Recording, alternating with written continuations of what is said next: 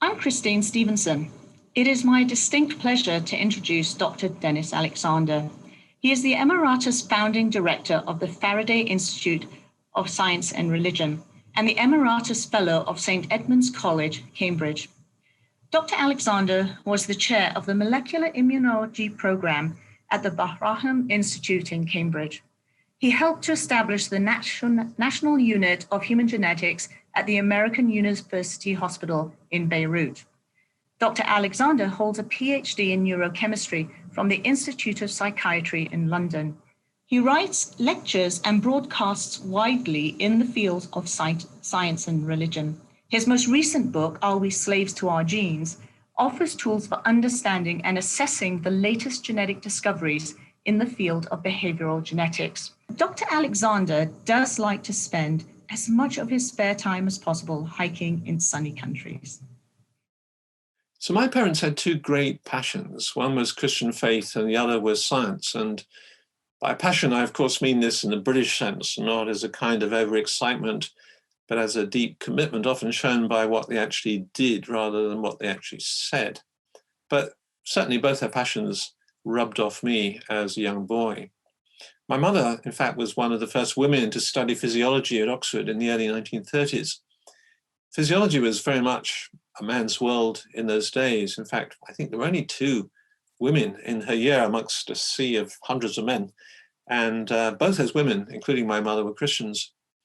So my mother taught physiology for much of her life as she raised us four children. My father was a businessman, not a scientist, but his father had been a doctor and in fact had served in the British Navy as a doctor during the last years of the First World War.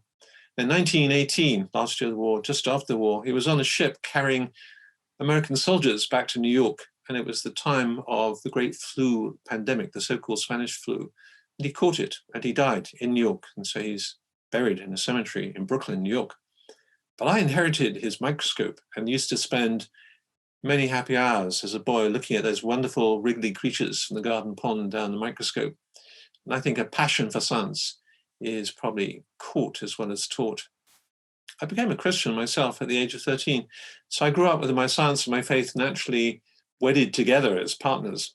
At no stage would I ever have thought of them as being in some kind of conflict. Obviously, my parents believed in evolution, like all the other Christians I knew.